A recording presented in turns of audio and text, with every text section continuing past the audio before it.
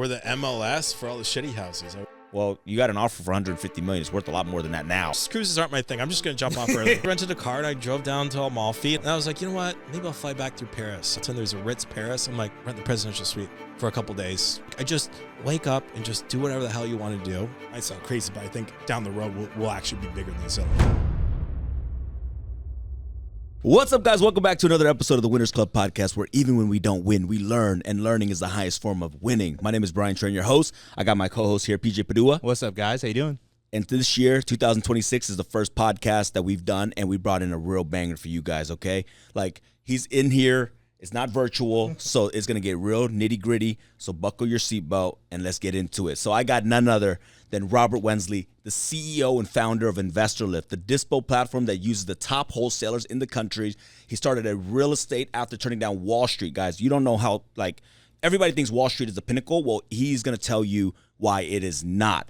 And he scaled the flipping operation to 60-plus active flips at a time, realized flipping doesn't scale, and pivoted into wholesaling, hitting millions of dollars each month in assignment fees within 6 months. Now, he originally built InvestorLift just for himself and a small inner circle of 12 elite wholesalers in 2021. He opened it up to the public through a single webinar, pre-sold over $1.8 million in 30 days. He quit wholesaling and went all in on software. Today, InvestorLift tracks over 5.5 million buyers, doubles assignment fees for many of its users, and powers dispo for some of the biggest nationwide operations. Robert is also rolling out some new products, and so I can't wait to actually dive into that. So, Robert, give us the elevator pitch. Did I miss anything here? No, that's it. I mean, we're the MLS for all the shitty houses, I always say. Oh, dude. People ask me, what do you do? I'm like, we sell all the trap houses. The shit the realtors can't sell, we sell all of that. We got about $1.5 billion per month in listings. Half of them are dog shit, so half of them don't sell, but still it's about $700-800 million in sales every single month. Over 15 million buyers are hitting the site every year. We own 99.7% market share in off market. Wow. So Wow. yeah, it's been a little bit of I kind of fell into it, and over the last 3 years it's just taken off, and I still say today is still day one. I love it. I'm excited to dive in. 2026 is going to be huge. Yeah? There's so much going on. It is. So let's break the internet. We got a good president in. He's doing some good stuff. He's going to make it a very good economic climate for us entrepreneurs. I think there's going to be so much opportunities. Hell yeah. All right. Break it into me. You had the opportunity to go into Wall Street. Like, what type of Wall Street? Investment banking, or what was that? Yeah, so I'll tell you a story. When I was in high school, I'm like, I don't know, like 14, 15. My parents had like the shittiest house in the nicest neighborhood. So I get invited over to a friend's birthday party, and they have like 6-car garage, like mega mansion. The guy's got like solid gold Rolex watch. Goosebumps are popping now. Yeah, Ferraris, Lambos. He had the first Nissan GTR in Canada. And I'm like, sir, like, what do you do for a living to be able to afford all this? And he's like, well, I'm an investment banker. I'm like, well, I'm kind of sick of like, Salvation Army and hand-me-downs. I want to do what you do. How do I become an investment banker? And he's like, go to college. Well, first of all, get really good grades. Then go to college, preferably Harvard, study economics and finance, and then go and work on Wall Street, preferably for Goldman Sachs or one of the big banks like that. I'm like, perfect. Okay, I got my 3-step plan. And so I started executing on that plan. Got really good grades, got into Harvard, studied economics, finance. I get an interview with the vice president of Goldman Sachs. It's supposed to be like 30 minutes or whatever. We ended up talking for like 3-4 hours. He actually was just texting me yesterday. We're still friends a decade later. And he's a big deal. Like his dad used to be Secretary of State under Ronald Reagan. Like this guy's like a player. Ex-Harvard Business School alumni. Super, super smart guy. So I respected him a lot. And we do this interview, and he's like, Robert, I'm going to offer you a job, but like, please don't take it. I'm like, interesting. What are you talking about? Like, I've spent my whole life trying to climb this ladder. My dream has been to get out of school and make $100K a year. Yeah. And like, this is the opportunity for me to make $100K a year right out of school. He's like, Robert, when I graduate from school, 5 years later, you go to the 5-year anniversary, and the guys that went and worked on Wall Street or went to consulting, like a third of the class goes to consulting, a third goes to banking, finance, and a third does everything else. See, the guys that go into consulting and go work on Wall Street, we're on top of the world. We got our first like our luxury car, we got our luxury apartment, our beautiful girlfriend. We're like, we did everything right. Yep. Right? We're crushing it. And then there's this other group at the 5-year anniversary that they're still living in their mom's basement and they're doing some stupid startup idea. Yeah. Right? They're the entrepreneurs, and we're like, oh, these losers. This shit's never going anywhere. But then you fast forward to the 10-year or the 15-year anniversary, and guess what? We're working for them, selling their companies. There's never been a greater time in history to go and create companies, but you need a certain gene. You need that entrepreneurial gene to be able to do it. And that entrepreneurial gene is very, very rare. Maybe 1 in 100 people have it. He's like, but I deal with entrepreneurs every single day. You have that gene. You're an entrepreneur. You're not a fucking banker. Oh. So you're young. What I encourage you to do is go work for another entrepreneur for 3 years. Find a sector that hasn't been disrupted by technology. Work for a small business with less than 50 people, because that way you'll be able to learn more from the entrepreneur and move up and get more responsibility. Don't go work for a big company. Go do that for 2-3 years, learn a sector, and then go quit and do it on your own. So that's exactly what I did. I was thinking about like sectors that hadn't been disrupted by technology. I'm like, shit, real estate is the biggest market in the world. Yeah. In terms of wallet share, people spend more money on housing than they spend on anything else. Yeah. And like Zillow had just come out. Open Door didn't exist yet. None of this shit existed yet. It was still like Stone Ages in real estate. I'm like, real estate is going to get disrupted by tech. That's where I should go. It's a huge market. It's still antiquated. It's caveman level shit. Yeah. Let me go learn real estate. So I worked for Brad Chandler Express Home Buyers in DC for 3 years. On the 3rd year anniversary, I shook his hand. I said, thanks, appreciate it. And then I went out and did it on my own. Wow. How long ago was this? So I graduated 10 years ago, 2015, and I did 3 years there, and then went out and did it on my own. Oh, man. Wow. Why? I mean, I told you guys, he started this not too long ago. 2021 was when InvestorLift was created. Yeah, when it started, I think I opened it up for the first time. Yeah, 2021. It was private before that. It was just like an internal tool, and then I opened it up 2021. Yeah. You talked about the entrepreneurial gene. Yeah. What is that? What do you think it is? I mean, if you want to go like super meta, if you go back so I'm super ADD, right? And ADD, what they found is there's like a gene for it, right?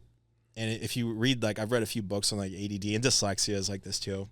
People that are like ADD and dyslexic also tend to be like some of the top performing entrepreneurs. And, like Richard Branson, classic example guy. Like I could go on and on and on. Like a lot of the top entrepreneurs in the world, they're ADD, they're dyslexic, whatever.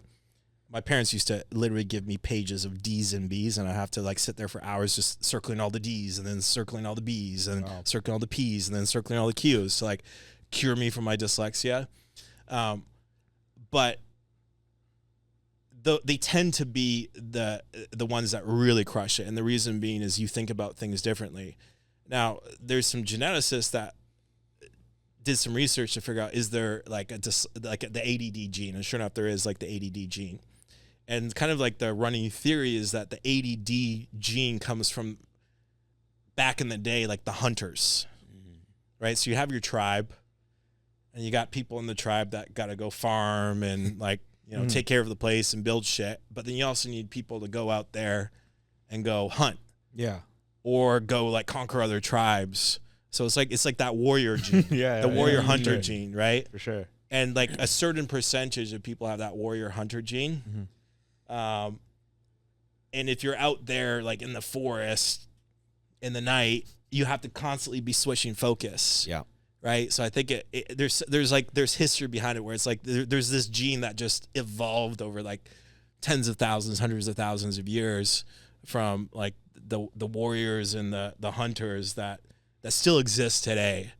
And some people have that to a very high degree, and it tends to overlap really strongly with people that have dyslexia or have ADHD, which is not a disability, it's a superpower. I like that. I have ADD too. But for me, I can the reason why I think people with ADD become the best entrepreneurs because we lose focus.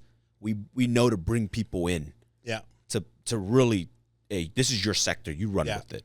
Whereas most people who don't have ADD, they try to do everything themselves. And in entrepreneurship, that doesn't work. If you do everything yourself, you're self-employed basically. Yeah, you gotta surround yourself with integrators to take the vision. But I think the real key is you see things differently, right?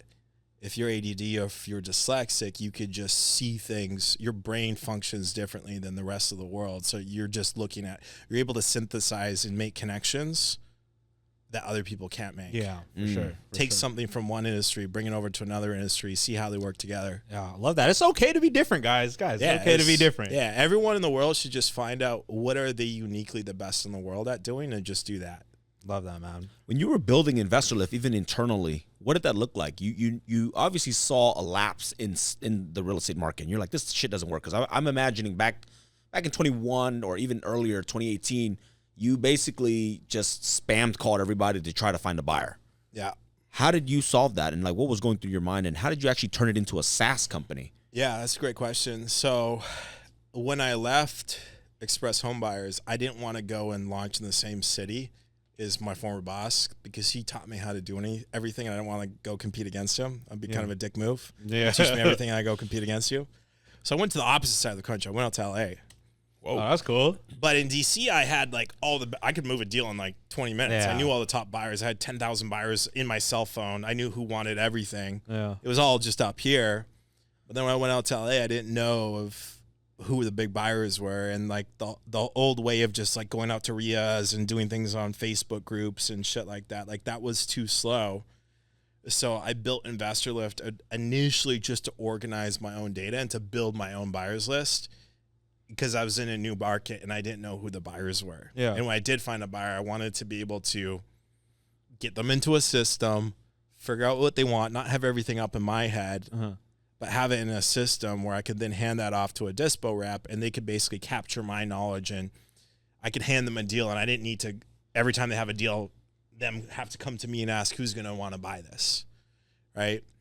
And then when I left Express, I had taken them from like almost verge of bankruptcy up to $1.5 million a month in assignment fees.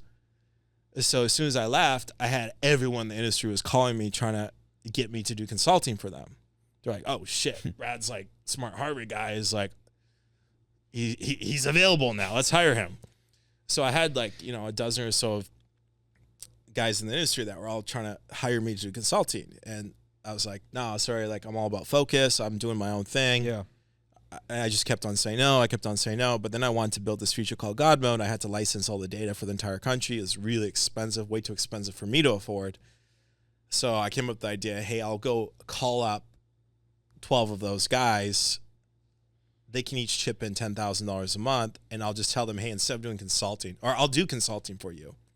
Right? We'll jump on a call once a week, and I'll give you some advice. But also, more importantly, I'll give you all the tech that I'm building for my company.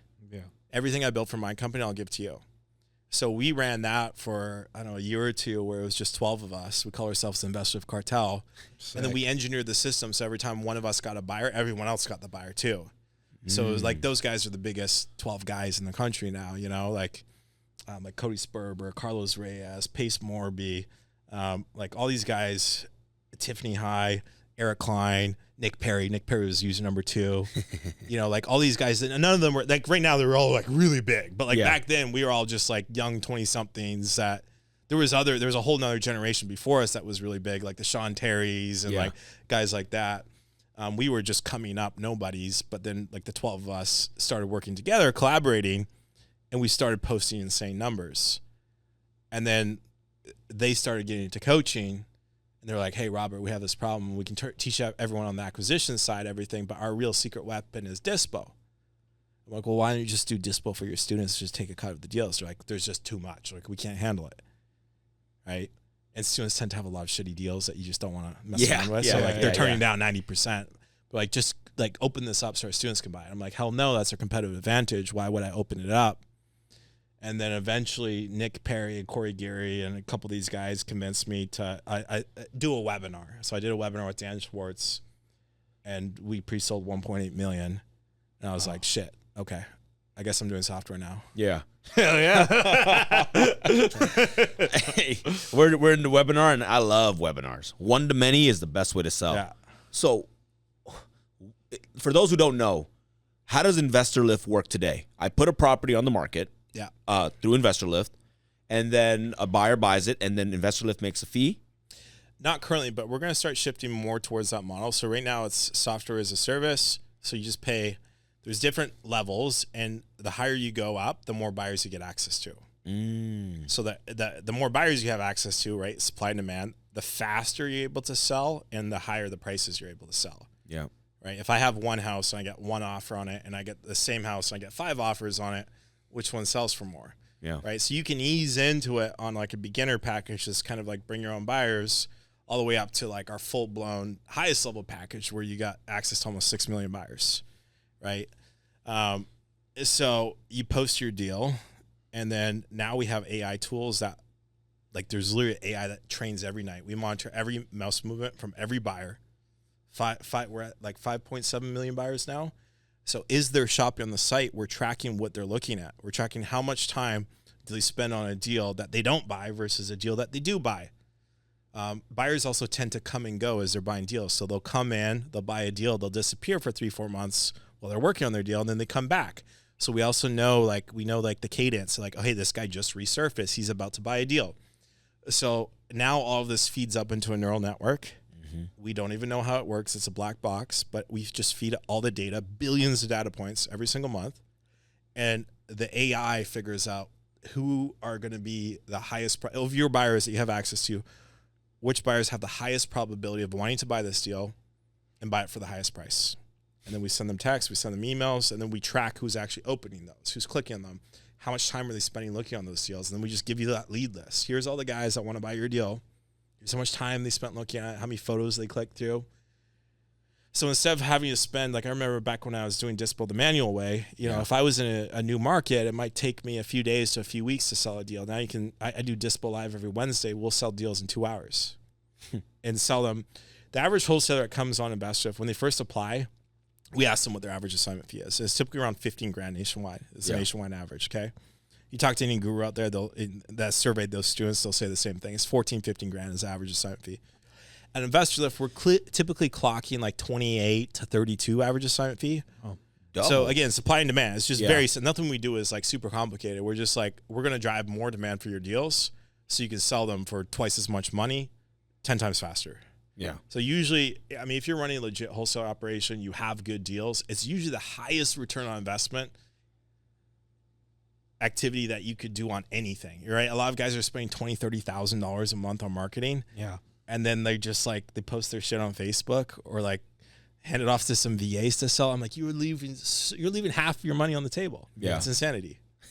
Well, there you go, guys. Go get an Investor Lift if you're a wholesaler. Heck yeah, man. I mean, I want to ask, since we're on the topic, you pre-sold 1.8 million. I want to ask Robert, like, what does money mean to you, and like, using that tool or even like striving to build stuff like that? Yeah. So relationship with money is a very, very important thing. A lot of poor people, they teach their kids to just try to extract value, like just make more money, like try to negotiate a higher salary or whatever. What the rich people do is they teach their kids how to just create as much value as possible. Because if I can create $1 million of value for you, but you're willing to pay me 5% of that, like I win and you win, right? So making money is never really the goal. What I really try to do is just, how do I just maximize value, and then the money just comes. Okay. But then when you have money, the way I look at money is just, it's a flow of energy. Yeah. So money is just a battery. Okay. It's a battery. Your bank account is a battery. You charge up that battery, and that money comes and goes. Like that energy comes and goes, and you just trade that money to be able to do shit faster. So money is just speed. You have your vision for the world that you want to create. And the more capital you have, the faster you're able to take that idea for the future that you want to build and turn it into actual reality.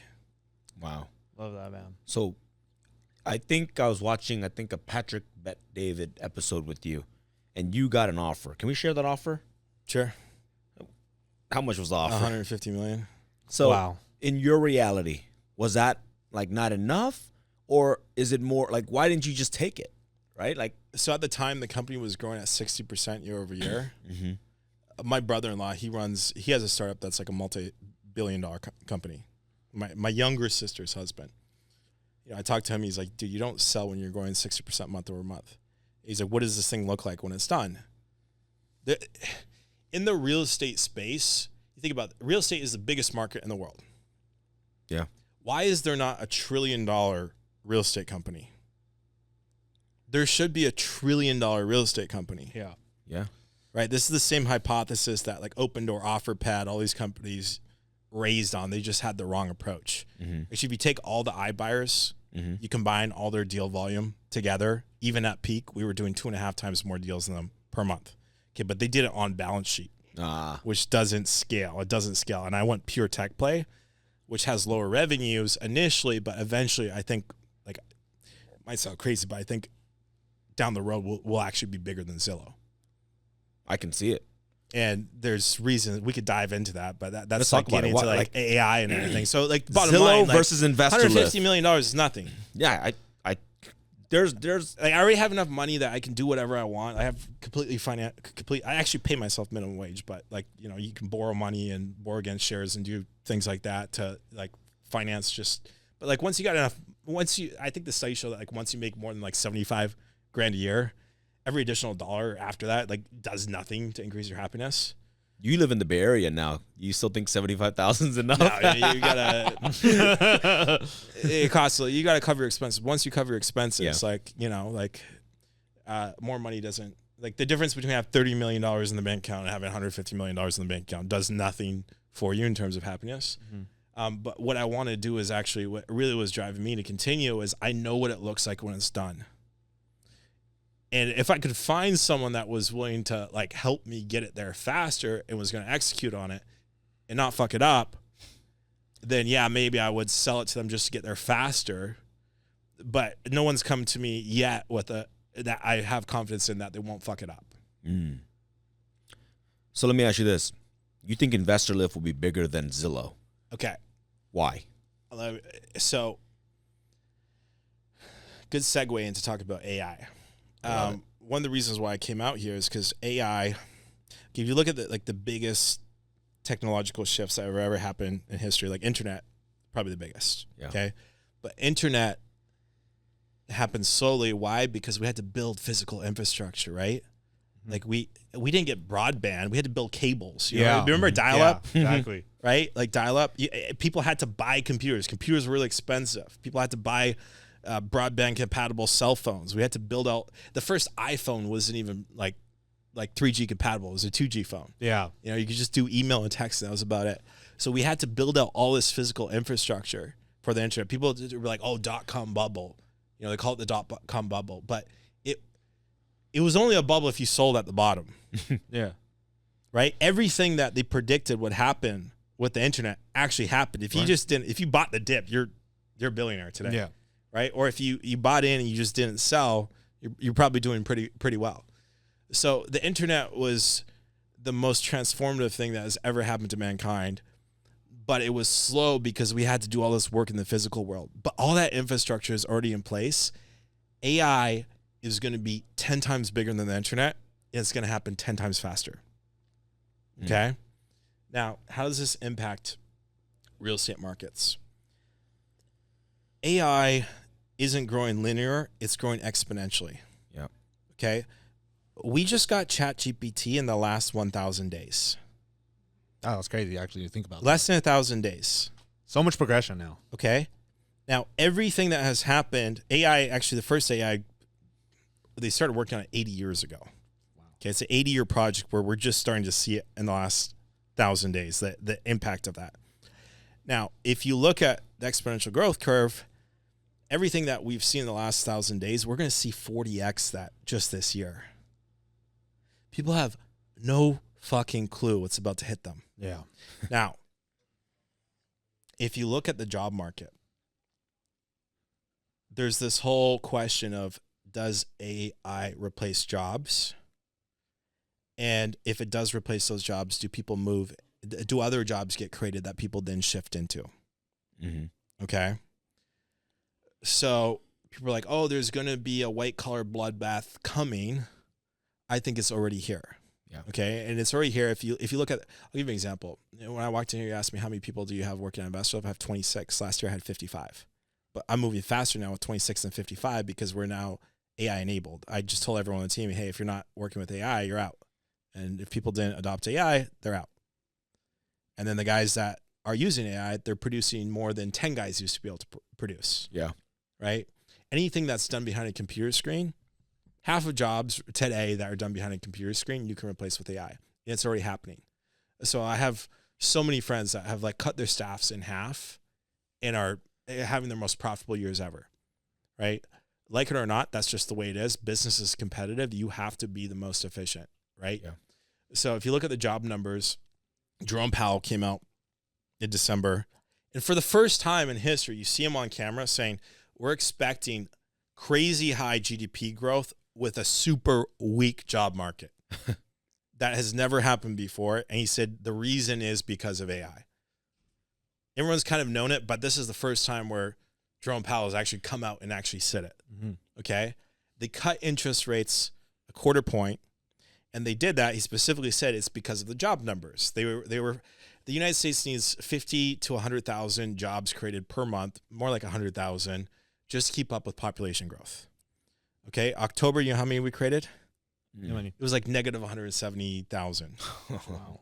Okay, and then the numbers came out for November, December, and they were talking about like 20,000. But the problem is the Bureau of Labor Statistics, their computer systems are still running like COBOL and shit. So it takes a year for us to actually get the real numbers. So they run forecasts, and then we don't get the real numbers until like a year later. So he said, yeah, we're forecasting 20,000 now, but don't trust those numbers. We actually think there's 60,000 less. So we are like 20,000 is already really bad. Yeah. But then if you take 60,000 off that, that's like, holy shit. The job market is falling apart. Yeah. Okay. African American unemployment is always a leading indicator. It's almost at 10%. Okay. There's people, to be honest, most people have some racial bias, right? African American employment goes up, then white unemployment, and then Asians are the last. Everyone's like, Asians are smart. Let's keep them around. You're safe, PJ. We're You're hanging. safe for now. Right? So if you look at the smartest guys here in the Valley, there's what they call the San Francisco consensus, right? And the San Francisco consensus is that we're going to hit AGI, some artificial general intelligence, sometime in the next 12 to 36 months, where you have an AI that is smarter than anyone in any field. Right. And if you look at like Anthropic, like everyone in this town now codes with Anthropic. People don't write code anymore. Like at Stanford, I sit down day one. The guy sitting beside me is from the leadership team at Instagram. He used to run growth at Facebook, and now he reports directly to the CEO at Instagram. And he said, I said, how is AI changing things at Meta? He said, a year ago, I used to have 5 junior level programmers and interns that we come up with their scope of work. I assign it to them, and I come back 2 weeks later. I review their code, give them feedback, fix their mistakes, and then ship things off to production. He said, today, those junior level guys don't exist. I have a cluster of AIs where we come up with what we want. We write very specific requirements. We're Meta, so we have like the craziest AIs ever that can run all night. We kick it off before we leave for the night. It will code all night long. We come back in the morning, and I'm just reviewing the AI's work. Can't beat that, man. Yeah. So everyone in town is running code with AI, and most guys are using Anthropic. The CEO of Anthropic, he said, we're looking at 20% unemployment within the next 12 to 36 months. Okay? 20% unemployment. That's crazy. It's a big number. Okay, and then there's this counter argument that, there's going to be a lot of jobs that are destroyed, but then new jobs will be created. Yes, some new jobs will be created, but what happens in a capitalist society is capital always seeks the highest risk-adjusted return on capital. Okay, so if you're running an AI company and you downsize your labor 50%, and all of a sudden you have all this new capital to go invest in new things, are you going to go invest that into new things that require a bunch of more human capital? Or are you going to realize that, hey, I could go reinvest that into more new AI things that generate me near infinite returns? Yeah. So that new excess capital that's being created is actually just going to get reinvested in more AI shit. Yeah. Right? There are some limits to that. Like, we're going to need a shit ton of electricians to build out these AI Heard that. training clusters and shit like that. But you're not going to have jobs coming back at the same rate as we did through previous technological shifts, because what's happening is the value of human capital is not just going to go to zero, it's going to go negative. It's never happened before. Like, so for example, if you want a real estate leasing contract 2 years ago, even a year ago, you call up an attorney. Yep. And you say, hey, I want this leasing agreement read in. You pay them a few $100 or a couple grand. He writes it up to you, gives it to you in a day or two. Okay. Today, AIs have every single legal textbook, every single legal case, every single code, whatever, programmed into their brain. You tell them exactly what you want, and it'll write you that shit instantaneously for essentially zero cost. Yep. So in that one specific task, the value of that attorney, the value of that human capital hasn't just gone to zero, it's gone negative. And that's happening task after task, job after job, sector by sector. And I think it's happening way faster than people think. So if we have 20% unemployment, what does that do to real estate markets? It's only ever happened once before in American history. If we don't have people making money, it's going to go down. Right? Yeah. And then the question is, by how much? So the only other time where we had 20% unemployment was during the Great Depression. Wow. Yeah. So then the question is, okay, what did real estate markets do back then? Average home prices, well, first of all, you just look at it from like basic first principles. What happens in 20% unemployment? What happens to demand for houses, up or down? Down. Way down, right? Yeah. What happens to supply of houses? Well, it's got to go down too. Who's going to build when nobody's buying? Well, Oh, you mean like also listings. supply? Oh, yeah, then a lot more. Yeah. Yeah. Building down. Yeah, building down. Yeah. So demand for houses way down, supply of houses way up, building way down. Yeah. What happens to interest rates? It's got to go down too, right? Way down. Yeah. What happens to the money printer, up or down? It's going to go down. No, I'm sorry. It's going to go up. It's going to go up. Sorry, it's going to go up. Yeah. Every time, right? So then the question is, by how much? So housing prices dropped over 50% in most major metros during the Great Depression. The rural markets were less impacted because people start shifting from the major cities over to lower cost rural markets. Yeah. Building went down new building construction went down over 80%. Rents went down about 30%. And that all sounds doom and gloom until you look at like who actually won, right? Because history just repeats itself. So like, if you're Republican, look at the Trumps, right? Like Fred Trump, Donald Trump's dad, that's when he made all his money. Section 8 built low-income housing. Yeah, he bought all this shit for pennies on the dollar and then wrote all these government programs. It was all low-income housing. Yeah. Right? And then for the Democrats watching the show, the Kennedys, John F. Kennedy's dad, what was his name? Can't remember, but anyways, he did the same thing. He got into real estate right after the Great Depression, made bank off of it. So you're already starting to see this massive cracks in the real estate market. If you're a realtor, that's really bad news. Yeah. Right? The amount of retail listings is getting hammered. If you're a real estate investor, it could be good news, it could be bad news depending on how you play the game, right? Yeah. Like what? Just in the last 24 hours, look what Trump's put out. He's put out, number one, he's going to ban institutional buying of houses. Okay, and then number two, he's announced that he's going to get Sallie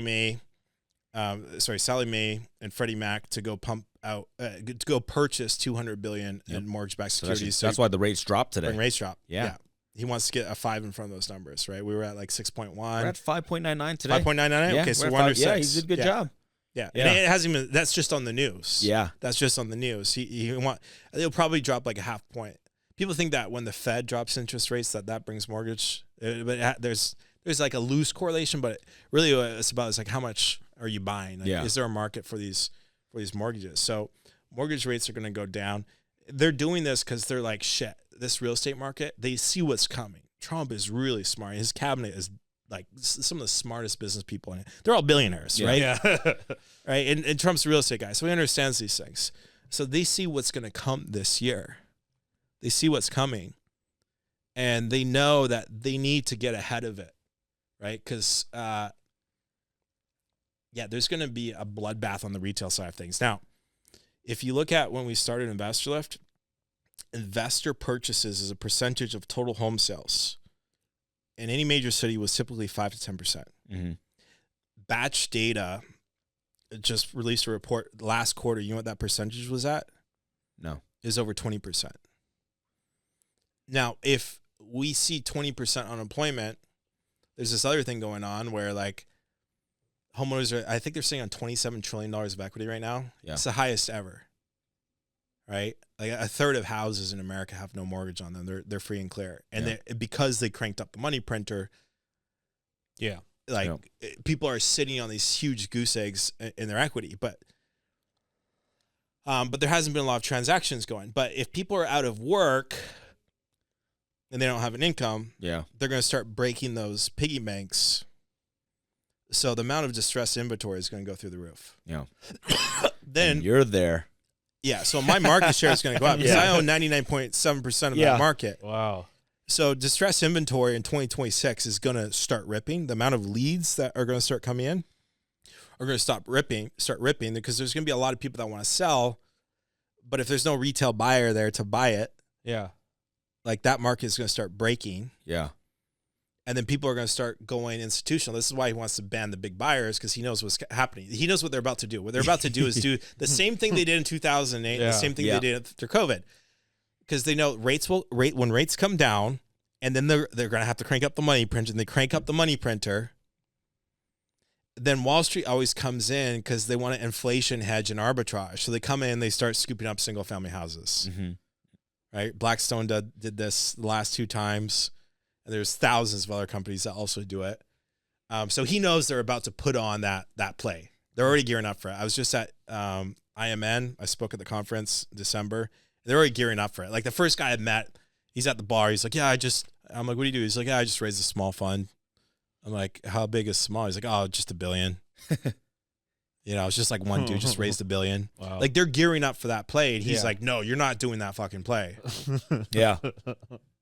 I don't know if we'll get it through, but I think that's why I was telling the team, I said, you should probably buy some of that stock because it's an overreaction, though. Yeah, they definitely, the market always overreacts. So I think if you buy, I think you could put a couple options on that, but that's another story. But let's talk about that. You own 99.7% of the market share when it comes to your industry. Yeah, and by the way I measure that is based on traffic. So I take it, if I take all my competitors and put them all together and I look at how much traffic do they get versus how much traffic we get. Sure. We got 98.7. Beast numbers. Yeah. But in any business, there's always somebody gunning for the top dog, right? I'm sure they're all trying, but you're a beast because I see your social media and you're like, I'm going to destroy all you guys. I need to see more of that because it pumps me up and it fires me up. But what are you doing to keep the competitors, down, or you're taking them out? Like, what does that look like? Great question. So, great book, by the way, for anyone watching this. If you haven't read this book, read 0 to 1 by Peter Thiel. Phenomenal book. Have you guys read it? I have. No, I have not. Phenomenal. So there's this thing called the law of perfect competition. The law of perfect competition states that if you're making profits in a business, other people will see that you're making money and they'll continue to enter and try to compete against you until everyone in that industry hits net zero profitability. Right. Right. And the less barriers of entry you have in your business, the more commoditized you are, the faster that happens. Like sugar is a prime example of a pure commodity business. If you're at Costco and you go to the shelf and there's 10 different sugars, like sugar is sugar. You're just going with the cheapest one. Yeah. Right. Airlines, another prime example. Airlines make less than $2 per seat because people primarily book their airline tickets based on price of the ticket. Mm-hmm. That's why all airlines they're not actually airline companies. They're credit card companies. They make all their money on the credit cards and the rewards programs. Yeah. They make, and then the flying the airplanes is just a wash. Yeah. Okay. Those are examples of pure commodity businesses. What you do not want to do is be a commoditized business. You want a defensible business with no competition. Okay. Now, when people first start their first business, a lot of times what they do, like when you go to school and you get 90% of the answers right on a math test, you get an A. Your teacher is like, hey, good job. You got an A, right? You come home. Hey, look, mom, dad, I got an A on this math test. Oh, good job. Okay. Now in the business world, if you go 90%, what happens? I'm not sure. You get kicked in the teeth. You get destroyed, right? Because if you're in the market and you're going 9 out of 10, someone else is going 10 out of 10. Yeah. 10 out of 10 takes the whole market, Yeah. right? Like restaurants are a prime example. Yeah. Restaurants have a lot of overhead, right? Mm-hmm. Yeah. Restaurants are a horrible business because most people never get over like just covering the overhead that they have. Yeah. But what's crazy is once you cover that overhead, if you're in that top 1% of restaurants, Yeah. then the rest of the money is just pure profit to the bottom line. Yeah. Right? Yeah. Like if you're going to run a restaurant, run the best restaurant. Yeah, for the sure. best Yeah. restaurants make bank. Everyone else fails. Yeah. Yeah, I get it. So in business, a lot of guys go 9 out of 10 on their first business and they're bankrupt within a year or two. Some guys, they get kicked in the teeth, they come back, they learn their lesson, they do it again, and they go 10 out of 10 on the next one. If you go 10 out of 10, usually in any business, doesn't matter what it is, Yeah. if you're like just as good as the best guys in the world at that one thing, you'll become a millionaire. Mhm. Yeah. Okay. But then there's The Secret, which my podcast is named after, and a lot of my team has tattooed on them, and that is the 11th gear. Okay, that's what guys like Elon Musk have figured out. Is you don't just do what the best guys in the world are. You create like new shit that doesn't even exist. You go 10x better than even your best competitor, right? And so that's what we've always tried to do on Investor Lift is just think about first principles, throw out everything that everyone else is doing, and just ask ourselves, what is the best way? How should this be done? Just throw the whole book out, and we're just going to re-engineer everything from first principles to not compete with our competitors, but create a new category that isn't just 10% better, but literally 10x better than anyone else. Yeah, straight unicorn. And then when you do that, you don't have to compete on price, right? Competing on price is a trap. Yeah. Right. So there's every month there's someone that is like, oh, we're like Investor Lift, but we're 10% of the cost. I have a Google spreadsheet where I used to keep track of them all. After I went down 200 lines in that spreadsheet, I stopped even keeping track because I realized it was just a waste of time. Yeah. Because when you go and you hit all their pages, it's just 404 page not found, 404 page not found. They usually last 6 months, maybe 12 months max, and then they're out of business because they're trying to compete against me by differentiating on price. At the end of the day, people don't care about price, they care about value. Yeah. Do you want to save yourself a couple grand a month, or do you want to make a few $100,000 more per month? So that's why no one's been able to beat us in market, is because they think that people are shopping for this solution based on price, and they're not. Yeah. They're shopping for the solution based on how much more money can I make. Yeah. And we have the case studies and the data to show that, hey, we can double people's assignments fees. All you got to do is assign one property on Investor Lift, double your money. Yeah. Who cares what? Yeah. You pay for your entire year. Yeah. For sure. So people don't understand that unit economics. That's why like all my competitors go out of business. Yeah. So with your business now, who comes up with the ideas? Is it you, your team? Like, Yeah. I mean, it's all of us, but I'm running product. Okay. We have a new generation of Investor Lift that is 100% AI driven. It's actually completely rewritten. Whoa. Like not a single line of code reused. Wow. It's all AI driven. We decided to go disrupt ourselves again. We've been working on it for a while. We're hoping to have it out by April 1st. This is the first time people are hearing about it. April 1st. April 1st will be a new generation of Investor Lift, 100% AI driven. And what we're really going to focus on is bringing more trust to the industry and also increasing speed of transactions. So I want to do more transactions. I want to do them faster. I want to do them safer. Wow. So there's going to be like reputation systems where every single investor in America is going to have a profile on there. You'll be able to look anyone up. You'll be able to look up any deal. You'll be able to do AI analysis on any deal.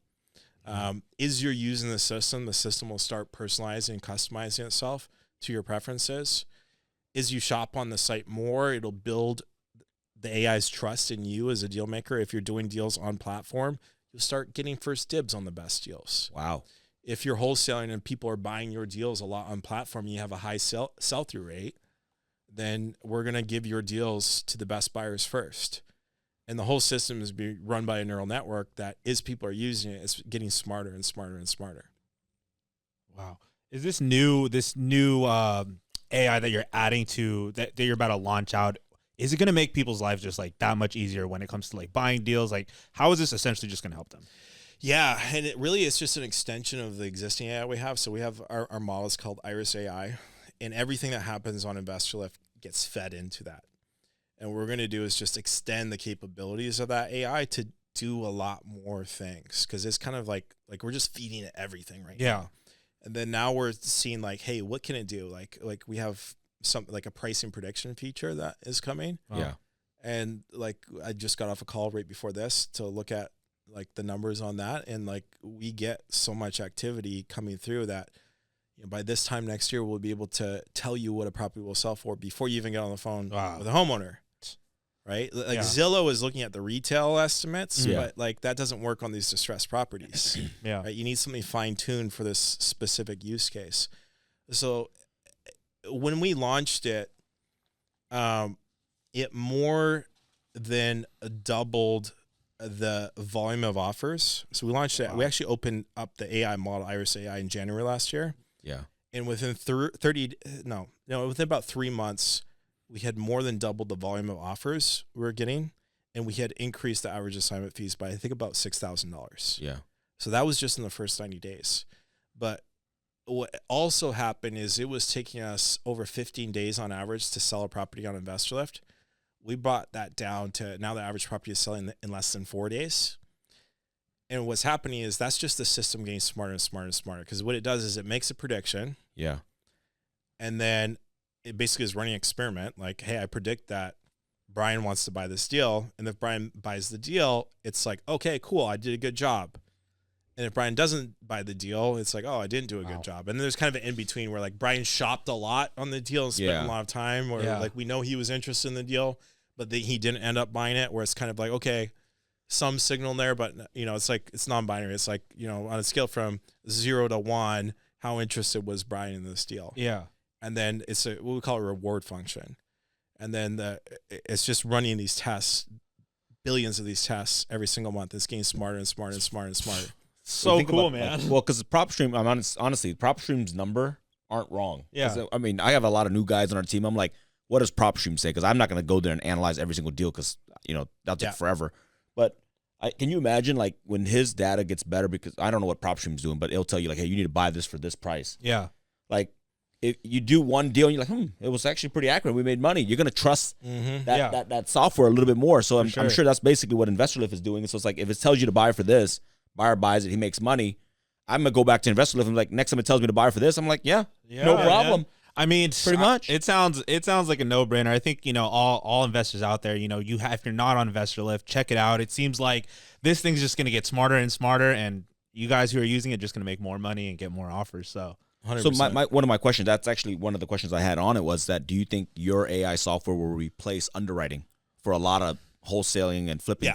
Yeah, that's what it was. Like, hopefully by next year, by the end of this year, you won't really have to do underwriting. Yeah. We're going to try to take the human element that you need to do as a real estate investor and just chip away at it. I remember when I first bought, you could do this in any computer system. So, for example, when I bought my first Tesla, it was fall 2019. Actually, one of my first tweets I did, the company was trading at like 50 billion market cap. And I said, I did a tweet and I said, Tesla's going to be the first $1 trillion market cap car company. Everyone thought I was nuts. They're like, car company worth $1 trillion? Are you fucking high? Yeah. You know, like, it's way past that now. Yeah. It happened way faster than I thought it was going to happen as well, because what I understood is that like AI's advanced. But I remember I got in the car and I bought the full autopilot, which was like, I don't know, like $4,000 at the time. And the only thing that car could do was stay between the lines on a highway if the lines were painted like perfectly. Yeah. You know, if like one of the lines got like painted over by like some construction or whatever, the car would just start beeping, like freaking out, like take control immediately. I was like, yeah, this is kind of a scam, you know. But today I got a Cybertruck here. Today I jumped in the car at my office. I typed in your address. It asked me, where do you want to park? I want to park street side. And it pulled out of the parking spot, drove me here. I did calls the whole time I was here. I didn't take over the vehicle once. It came here, it found me parking, and parked in the spot for me.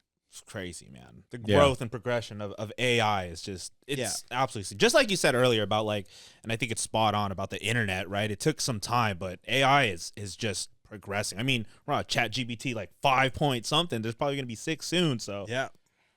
As I'm talking to you, and I'm like, man, InvestorLift is going to make it so easy that basically anyone can wholesale. Mm-hmm. How do, like, now I'm like, man, you really better have a brand, and you better have it quick. So whoever is listening, you better build your brand quick, because otherwise, I mean, your ability to underwrite better than everybody else, he's going to wipe that out. Such a cool game though to be in though. Now everybody's you got to rely on your customer service, your relationships, your skills. He's making it so easy that, I mean, whenever that happens, you have to, like, what makes you different? I always go back to say, what makes you different? And you better be known. You better have the highest reviews. Yeah.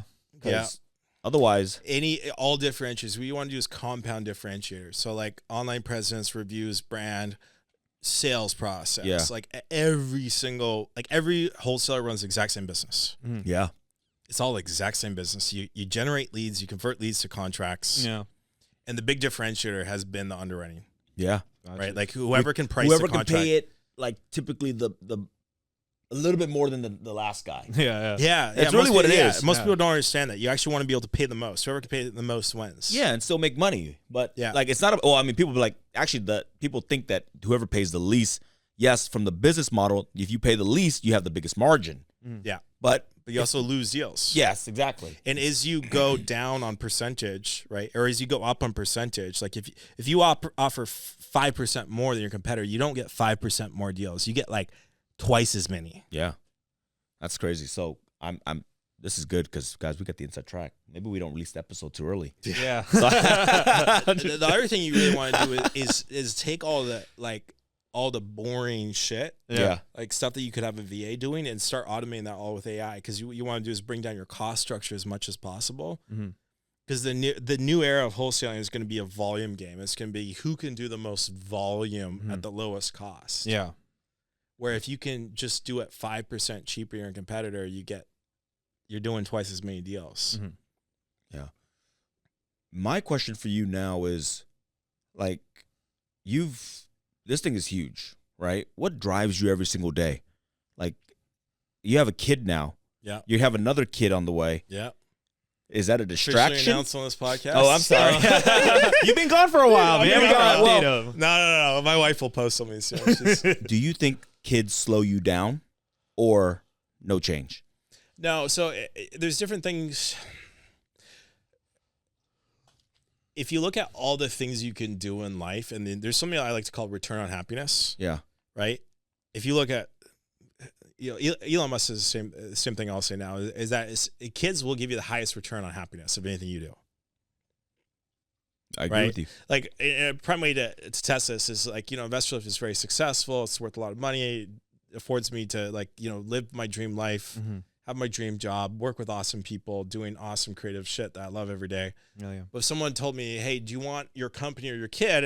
I wouldn't even, no, of course. Like, which company? I'll build a new company, Yeah. So just having a kid, it's not that difficult, brings you more value to your life and a higher amount of, higher return than, all these years of grinding away, trying to start a company. So if you don't have kids, I highly recommend. Do you have kids yet? I do. I have two kids. You have 2 kids? But here's the thing. I mean, when I had kids, my companies were already pretty successful. Yeah. So I never had to worry about money. Yeah. Luckily, I'm so happy. I'm blessed that the timing worked out. But I can only imagine if I was still trying to put the 14 hours a day and the money wasn't coming in and having kids, I don't know how that would look like. It'd probably be pretty it's tough. Stressful. So I retired my wife before, actually, as soon as we met. I was like, sorry, you don't work anymore. Yeah, let's go. and then I also have a live-in nanny, which helps a lot. Yeah. You know, so I get to, when I spend time with my kids, it's like, it's not like cooking meals and shit. It's just like quality time. Yeah. It's not, I don't think it's about as much about the volume of time that you spend with your kids, but like the quality of time you spend with your kids. Not saying I don't spend a lot of time with my kids, spend a phenomenal amount, but yeah, it definitely is a lot easier when you have a lot of money. That's what I'm definitely I'm helps. just trying to tell that. Like, Doesn't would mean you need a assume. lot of. You can have a lot of money. Yeah. You can have like no money and still like raise great kids. In fact, a lot of like the best performers I've ever had at my company are people that come from like super poor backgrounds. I You know, would agree I don't with come that. from a wealthy background at all. I Yeah. had 7 kids in my family. It was like Lord of the Flies growing up. You know, like dog eat dog, like fight for everything. Yeah. And it makes you. That's actually one of the challenges I think when you're wealthy, when you have kids, is like the adversity that develops a great entrepreneur. Like, how do you like give your kids the same level of like adversity so they're not pussies? Yeah. And you don't want a bunch of pussies, right? Brian asks that all the time. Like, he's I think asking his kids are younger than mine. Yeah. So I think we'll have this conversation in maybe like another 10 years, because I ask all the wealthy people that come on that have, you know, they're probably about 10, 15 years ahead, and their kids are now approaching college. Yeah. And I'm like, I always ask them, like, what do you do to make them not a pussy, you know? And they will never have the upbringing that we've had. Yeah. Like, let's just face it. They, you know, my kids go to great school. They don't know what the ghetto is or anything like that. What I try to do is show them glimpse of what it looks like. So we do go to orphanages. We give back a lot there. We go, I take them to Oakland, and because I still go there and I eat lunch and stuff, and I show them like, hey, you got to be smart. Don't stay on your phone like idiots, because here they literally walk with their phones with no care in the world. I'm like, you better look around. Yeah. Like, you always got to have your head swiveling. But so I'm trying, but I don't know, you know, so they'll never be able to replicate what we went through. It's always tough, man.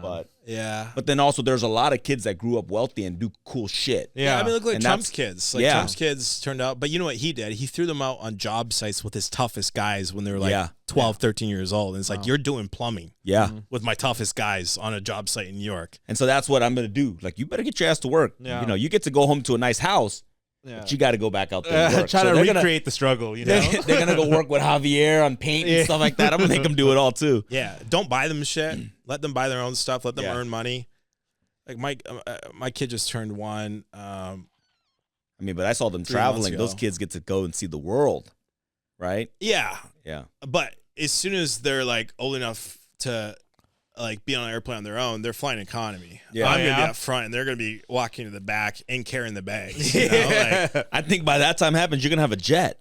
So you're going to be in the jet, and they're going to be they're going to be on a different plane. Just like Yeah. teaching the struggle. Like, hey, can you feel the jet real quick? Go out there. Brandon Turner from Bigger Pockets, he Yeah. had a reel that I saw yesterday that was really good. He said, you know, they were in a house and they wanted to go buy this dream house, but it was like a little bit unaffordable. And his daughter was like, oh, I have an idea of how we can afford this house. And he's like, oh, what's that? She's like, chickens. We can sell eggs.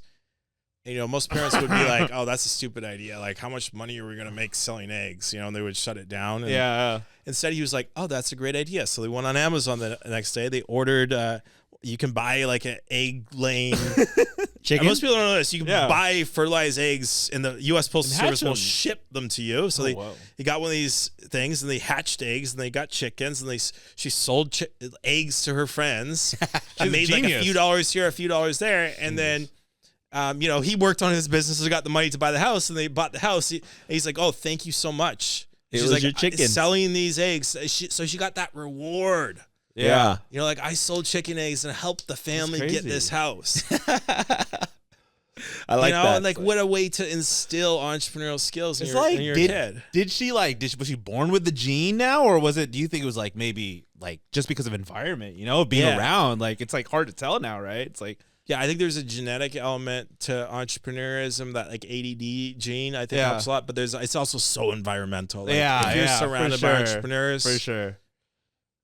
that definitely helps a lot. Yeah. I mean, I'm going to do that. I'm just, you know, because sometimes I do want to shut it down, but I try not to. Because you don't want to break a kid's confidence No, too early. No. I no, think and the that's- way to not break the confidence is just let them do everything. Yeah. Yeah. and Let them figure shit out. have their wildest dreams that they made it. Yeah. House. Yeah, that's cool. You know, my question for you next is that obviously when I look at you, I'm like, damn, this guy made it. Like, you made it. But I feel like I'm still broken. Which leads me to my started. next question, because obviously outside looking in, I'm like, dude, this guy's made it. You know, you're younger than me, and your company's worth. Well, you got an offer for 150 million. It's worth a lot more than that now. So I'm like, holy shit, this guy's made it. Do you think you made it? I mean, that's like made it is like you're putting a binary on it, right? Yeah. I think there's a journey, and you have like your destination of where you want to go, and that, by the way, that destination always gets bigger, and and it's just like you just gotta enjoy the process. Like, just enjoy the process. The reward is not the destination. The reward is the journey. For sure. Yeah. Right. So I'm just like, as long as I'm like able to pay my bills, I'm working with cool people on cool shit, Yeah. and I wake up in the morning, I'm excited to go work on whatever I'm doing, then I've made it. And if more than a week or two goes by where I wake up in the morning, I'm not excited to go do what I got to do that day, then I'm going to make some changes. Yeah. That's great. I mean, because you can't really quantify, put it on paper, like, like Bobby made me this happy today. No, like, they made me this happy, I you know? have a friend of mine in DC, and he's a photographer. Yeah. And that guy made it. Yeah. Right? Like he wakes up every day, and he takes pictures. He does phenomenal photos. He shoots a lot of the senators and congressmen. He does my family portraits, which are phenomenal. You check them out on my IG. Yeah. He's like, I don't shoot families, but I'll do it for you. Yeah. But like, you know, like he might not be worth a few $100 million, but he's living his dream life. You just got to figure out, what is your dream life? I'm a big proponent. You guys ever read Think or Grow Rich by Napoleon Hill? Yeah. Yes, sir. Phenomenal book. Great book. Yeah. Amazing You should book. reread it every 2 years just to like, but anything you want to achieve on planet Earth, it all starts with creating the vision, right? You need to create the vision of what it does made it look like for you. Yeah. And made it could be, hey, I just want to go backpacking around in the Philippines. Heck yeah. You know, Make and I just vlogs. want to wake up and every day just do whatever the hell I want. Definitely. And, you know, that could be made it. So you got to define what it is. What is made it? What does your dream life look like? And then just reverse engineer, how do I get there? And one of the great ways to do that is to go look at the guys that have already done it. Like I talked about that story of like the guy I met when I was like 14, 15 that like gave me the roadmap. And unfortunately I was climbing the wrong ladder. Yeah. Because I got to the top of that ladder and I was like, shit, I climbed the wrong ladder. Let me go switch. That happens a lot. Yeah. But that's fine. As long as you're heading in some direction, you can always switch ladders and find another one. But find what ladder you want to climb, visualize it, and then go find the guys that have already climbed that ladder, reverse engineer it, and then just every day just take steps towards whatever ladder that is. Yeah. Just take one more step up that ladder every day. You have what I like to call clarity. And I think that's where people kind of they get unhappy with their life, is because they don't have clarity. So they try to mimic and copy somebody else's life, and they try to follow that kind of roadmap and go at that speed, and then they realize that, hell, this isn't what I want, and then they get really unhappy. Yeah. I think the main thing with us, and I'm really blessed, and the podcast allows me to meet a lot of people who are super successful. And for me, it's never been like, oh my God, I want to go do what they do and try to go at their speed, because I know that's the quickest way to create an unhappy environment for me. Yeah. I think you hit it spot on. It's just, are you happy? And I agree with you. I say, I think you made it, just because I'm like, and I don't mean like you're going to stop. Entrepreneurs, we don't stop. No. We don't even know what that looks like. Yeah. But I just think that this guy's made it because he's happy. Yeah. And I meet a lot of successful people who are not happy, and I'm like, that guy didn't make it. Yeah. You know, what are you talking about? He's got a nice house, nice car, da-da-da-da-da. Like, he's flying in a jet. I'm like, yeah, but he's not happy. Definitely. Yeah. And I'm like, dude, you don't understand. Like, there's a hack, by the way, here. What's the hack? I started. the hack to happiness? Yeah. Did you ever hear about Naval Ravikant? You know who that is? He's here in the Bay Area. One of the greatest angel investors of all time. Like, he was first round on like Facebook, first round on Twitter. I think if I seen this picture, I think I know. I probably watch his stuff. He's got a great book. He had a blog for years. He created Angel List. Phenomenal guy. And what I was reading through some of his stuff and listening to some of his podcasts, and what he talks about is he's trying to embrace this new thing. He's like, the real secret to happiness is just waking up and be able to do whatever you want that day. Yeah. He takes it to an extreme. He won't even RSVP for a wedding in advance. He's like, if I wake up in the morning, I feel like I want to go to the wedding, I'll go to the wedding. If I don't want to go to the wedding, I don't go to the wedding. Yeah. So I started really doing that this year where like I try to have nothing. Like I had literally one call on my calendar today. I had 3 calls on my calendar this week. Or I just wake up and whatever I feel like I want to work on, I work on. Because sometimes you just really want to work on something, and you always do your best work when you're working on something you want to work on. For sure. I'll give you another example. This podcast was originally scheduled in September. And Yeah, I think we've rebooked it 4 times, which I apologize for. That's but I've okay. been trying to embrace this. I'm just going to do whatever I want. Yeah. Yeah. So like we were supposed to, I think the last time it was scheduled in December, I went up, actually the first time it was, I don't know, October. And I was in Norway and I was like, you know what? I kind of want to go on a cruise. I went on a cruise and we were like halfway through the cruise. I'm like, you know, I don't really like cruises. Yeah, me neither. And the next port is Naples. And I've always wanted to go Amalfi. That's only a 2-hour drive. So I chat GPT, how is it legal to jump off a cruise ship early? And sure enough, it is. I'm like, okay, how do I do it? So I figured out how to jump off a cruise ship early.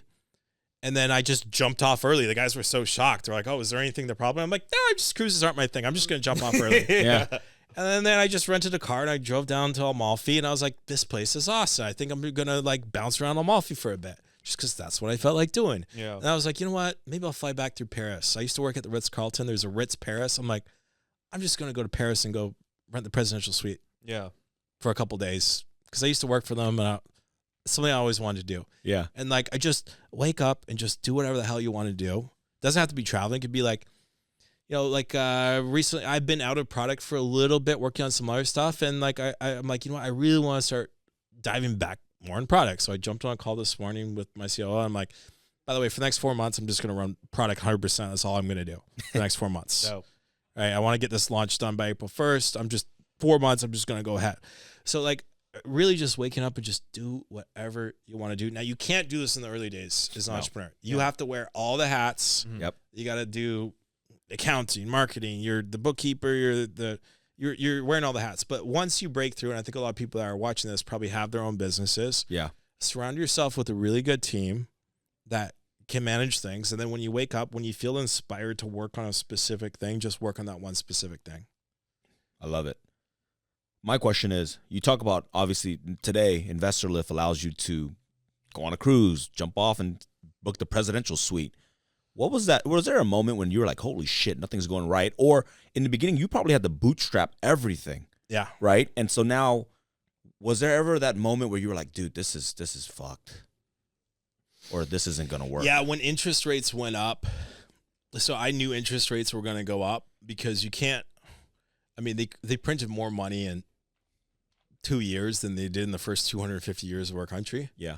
So you can't increase the money supply like that and not have inflation. And if inflation is ripping at 6, 7, 8%, you can't be lending money at 0%. So interest rates have to go up. So I knew interest rates were going to go up. And I knew it was going to really hammer wholesalers. Yeah. And I knew we were going to have a lot of churn. Uh-huh. So luckily I saw it coming. I remember I was playing golf with Ryan Pineda, like, I don't know, 6 months earlier than that. We're down in Punta Cana. No, dude, that guy can drive 300 yards. We played best ball, and it was always his ball every single time. So we're down in Punta Cana playing golf, and, you know, he was giving me some advice on, like, social media, and, like, he was the one that pushed me to actually get started on the podcast and everything. Yeah. So, and I was asking about what he's doing. He's like, oh, I'm flipping. I'm doing all these luxury flips. I'm like, dude, get the hell out of the luxury flips. He's like, why? I'm like, rates are going to go up. And when they go up, you're going to get caught holding the bag. Luckily, he started unwinding them, but he still got hit pretty hard on those luxury flips, you know? But I saw this coming, and so I started building up the cash position. Just building up the cash position, building up the cash position, building up the cash position. And then sure enough, rates just started cranking up. And during that rate raise, 60% of wholesalers went out of business. Yeah. So instead of churning customers out and letting them go, what I would do is I would say, hey, I know you're in a screwed up cash position. What if I just give you the next 3 months for me on me for free? Yeah. Hey, I know you can't pay your bill right now, but what if, could you pay it in 90 days? Oh, yeah, sure. So instead of letting those customers go, what I did is I just created billing arrangements with a lot of them, which also meant I had like almost no cash coming in for 3 months. Yeah. And you still have an overhead. Yeah. Like, I mean, my overhead is engineering. So like, it's not variable. It's fixed. Yeah. So we went from having millions of dollars in the bank account down to about 300 grand. Whoa.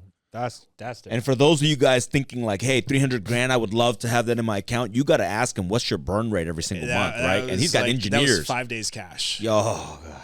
Okay. What did you do? Well, I jumped on sales myself. Oh, yeah. Like I just jumped on sales myself and I started selling. Then like, luckily, like that 300 grand was at like the end of like the 90 days or so that a lot of these guys were like, just give me 90 days and I'll be good. And then the cash started coming in, and then we were able to get the cash position back in line, and then also retain a lot of those customers. A lot of those customers are now loyal for life because they're like, hey, when I was in a tough spot, Robert helped me. Yeah. Now they're not going anywhere. They're not switching to some knockoff competitor to go save a couple grand a month. Like they're going to stick with us.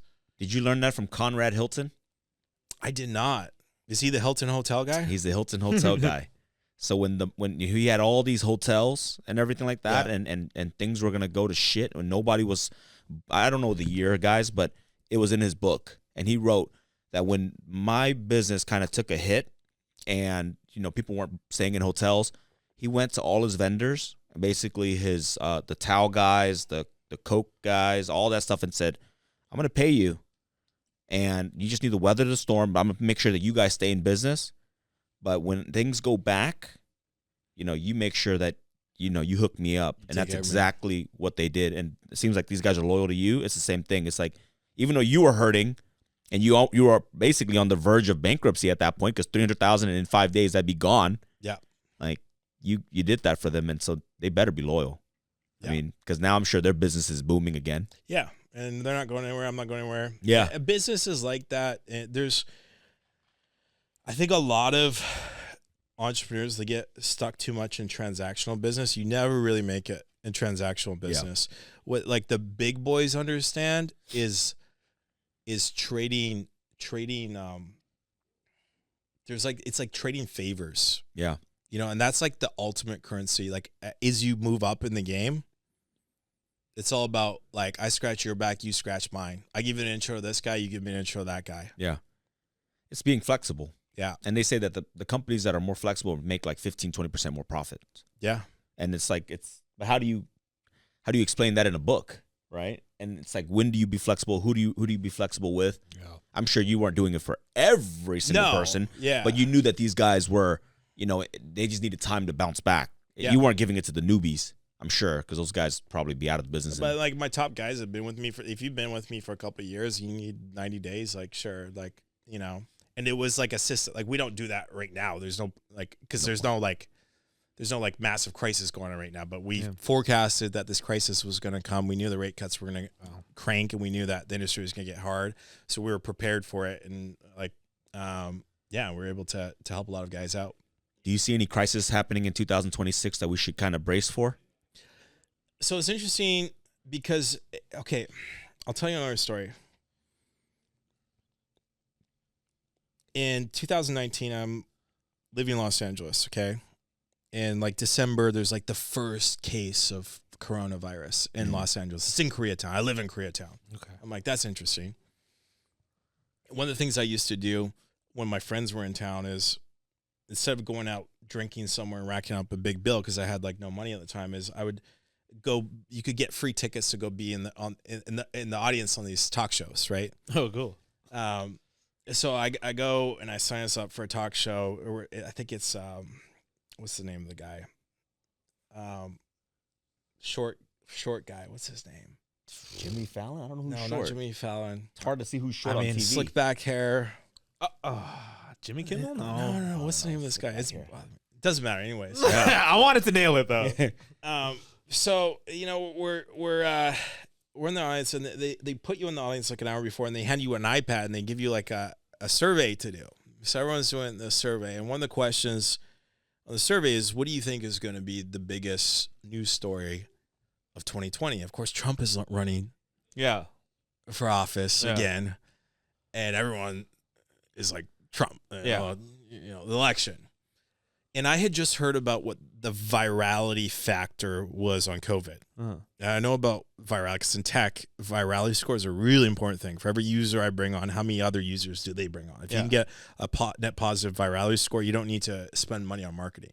At InvestorLift, we acquired 6 million buyers with $0 spent on marketing. Zero. Yeah. Right? We just had a net positive virality score. So I did the math on virality and also like the cycle time of that virality. I'm like, holy shit, the entire planet's going to be affected in a matter of months. So I put COVID. Yeah. And everyone thought I was nuts. They're like, no, that's just like another swine flu. There's another swine flu. I would have said that in too Asia. about you. Like, that happens every year. It's just it's flu season. Yeah. Asia's got another thing going on. Like, who cares? Yeah. I'm like, no, you don't understand virality factors. Like, this thing is going to affect the entire planet. I believe in that hypothesis so much that I Googled, like, where do billionaires hang out that's remote? Yeah. And Aspen, Colorado came up as a top pick. Now, when I rented a cabin up in Aspen, up at the top of a mountain, it's got a wood-burning fireplace. I could have lived up there and survived a zombie apocalypse if I wanted to. Yeah. You know, the neighbors are all billionaires, you know, like no one's robbing your house. So I pieced out to Aspen, and everyone thought I was nuts. Yeah. Sure enough, 90 days later, every modern nation was in lockdown. Yep. Yeah. They can't even go on a plane. They can't even go to Aspen with you, man. And everyone's texting me like, Robert, how did you know? How did you know? How did you know? I'm like, first principles. And for a lot of people, COVID seemed like a black swan event that came out of nowhere. I'm like, no, if you actually understand virality factors, everyone that understand virality factors knew it was inevitable and that it would be happening in months. So that's kind of how I feel about AI in 2026. January 26, 2026 is kind of like, feels a lot to me like January 2020 with COVID. And by the end of the year, I think we're going to be in April. So I think there's a white collar job bloodbath that is going to hit probably in the next 12 to 36 months. Unemployment is going to go through the roof. Governments are going to have to introduce some sort of universal basic income. They just tried this in Iran. You see what happened in Iran? They offered everyone $7 a month. Have you seen what's happening on the streets in Iran? No. What's happening? I got to watch the news more. There's 3 million people in the streets right now in Iran. They're about to overthrow the dictator. Oh, God. The money is going down. That's crazy. Because they tried to introduce some level of UBI, and the people are like, "That we can't live off of $7." Yeah. Like, screw that. 3 million people in the streets. Yeah, I look it up on you. It's crazy. So luckily we have pretty good management of the U.S. because what's going to happen is AI hits. Europe is not prepared. The rest of the world is not really prepared. The U.S. is starting to get ready. So what Trump's doing is he's tariffing everyone. Yep. To go bring in revenue. It's not really that you need like trillions of dollars to give UBI. Yeah. Like meaningful UBI. We don't have enough money for it right now. But then what he's also going to do is he's getting all the AI infrastructure, the models, the chip manufacturing, all the data centers built in the United States. He's going to, the plan right now is make the United States the hub for AI for the rest of the world. Yeah. And I think what they're going to eventually do is tax the rest of the world on using our AI. Yeah. And then use that to subsidize. Now, they won't go straight to UBI. What they're going to do, because that's not a Republican thing. We're basically talking about like socialism. Yeah. Right? But what they're going to do first is they're going to start cutting taxes on people that don't make a lot of money. No tax on tips. Yeah. No tax on Social Security. You're seeing the first steps. Then what they're going to do is they're going to start, if there's over $1 trillion of like fraud going on right now, if you just got rid of that, like income taxes bring in like, I think it's like 2.1 trillion a year. So if you just get rid of the fraud, you can cut all income tax on everyone that's making less than $500,000 a year. So they're going to go hardcore after fraud this year. They're going to try to get $1 trillion back from that. And then I anticipate you'll see that they'll get rid of tax for people, definitely for people making less than $150K a year. Yeah. But I think you probably will see like no tax on income under $500,000 within the next couple of years. Then you already see Texas and Florida especially. They're going to get rid of tax on property tax. So first thing you'll see is the taxes going away. And then eventually they're going to transition into some sort of, if you're a citizen of the United States of America, we're not going to give you Medicaid and all this other benefit programs. We're just going to give you a check every month to do whatever the hell you want just for being a U.S. citizen. Yeah. And we're going to fund that by taxing the rest, by charging tariffs and by taxing the rest of the world on using our AI infrastructure. I think that's where we're headed. But there's going to be, on the other side of things, like Elon Musk talks a lot about this. He's like, there's not going to be universal basic income. There's going to be universal high income, right? Where everyone is basically be able to get any goods and services you want. Because in a world where the cost of human capital goes to zero, and then you also then layer on robotics that can basically move atoms and create things for next to zero. There's an entire world of abundance that you can't even imagine. So like our kids, by the time they're 18, they're not going to need to work if they don't want to. I think it'll be like the whole, like what people work on is going to be completely different. There'll be a lot more stuff. like musicians and artists and writers. Like there'll be like people doing more stuff like that. Content creators will go through the roof over the next few years. Yeah. But like accountants, you don't like know, there's not going to be what's real. accountants. Yeah. By the time our kids are 18, there won't be accountants. There won't be lawyers. Yeah. Maybe at the very highest level there will, but there's not going to be like bookkeepers. Like all that's going away. Yeah. There won't be drivers. My kid will never have a driver's license. Your kids will never have driver's licenses. That won't exist. The cars are gonna be flying by then for sure. Yeah. But in the transition from here to like AI utopia, it's going to be a rocky road. There's going to be so much political instability. Yeah. The good news, and they're going to have to really crank the money printer. You're going to see them cranking the money printer through the roof, which is why real estate, what's the number one inflation hedge? Real estate. Real estate. Right? So there's different factors that are going to be at play. On one side of things, you're going to see massive influx of supply, massive drop in retail demand, but then they're also going to be cutting rates. Yeah. They're going to be cranking the money printer, and like that's going to make real estate a much more attractive asset to invest in.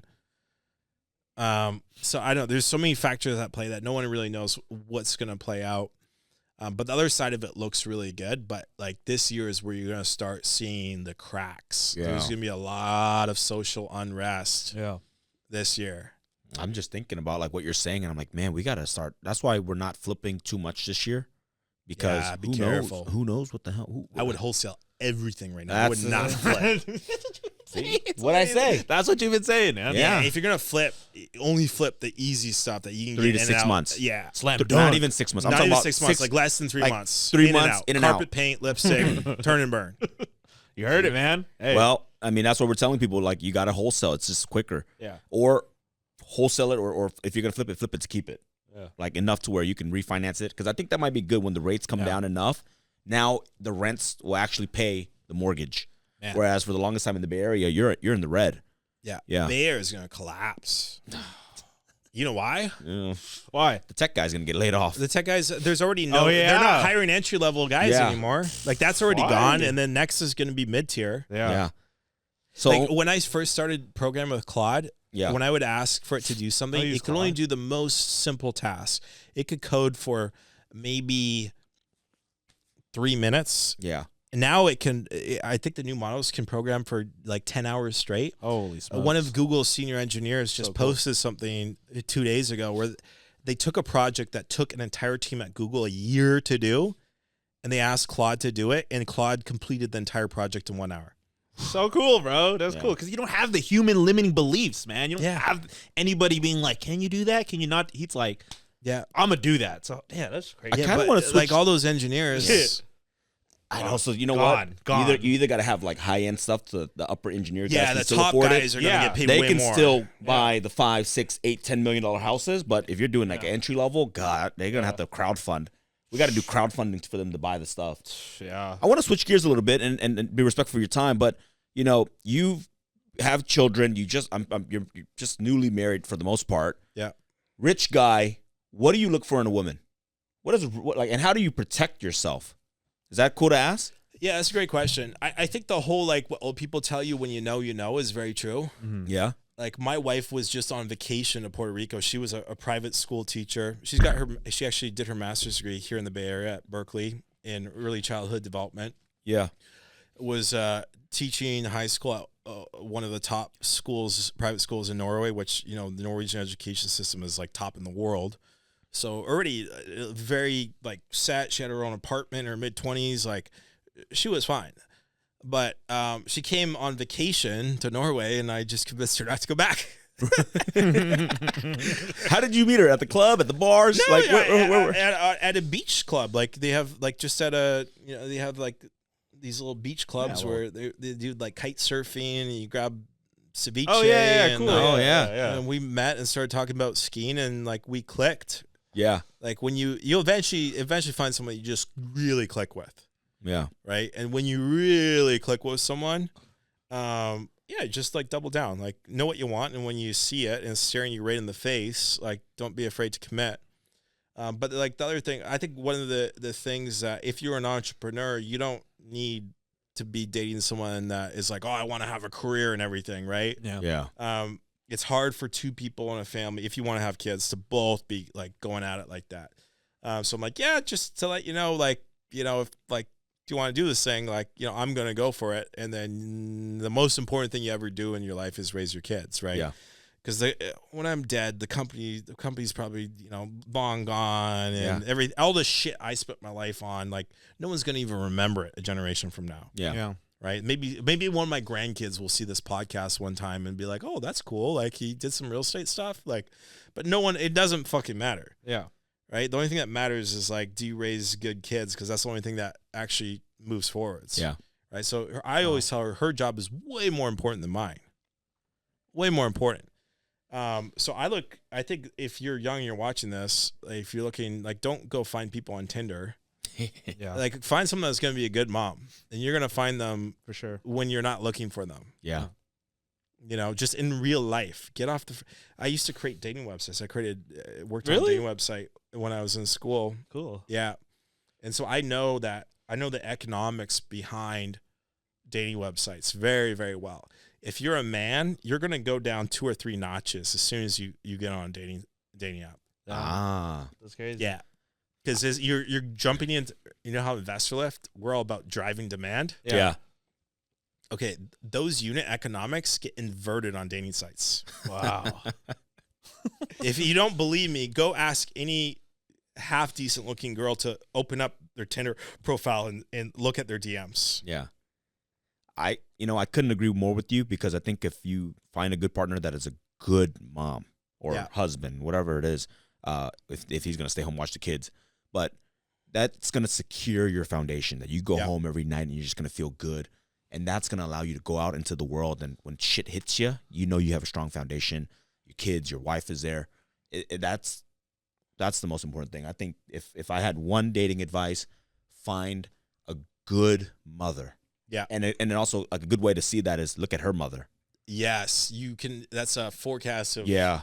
Look at her grandmother. If she's still alive, oh my God, you're going to be like, how they talk to each other, how they raise each other. If she cooks, she does all that, you're going to be just fine. Yeah, and high-value women are not on dating apps. Definitely. If they're on a dating app, it's because you're a high-value woman. You don't need to be on a dating app because you're already getting bombarded in real life. Yeah, well, There's no need for you to go look for more demand for sure.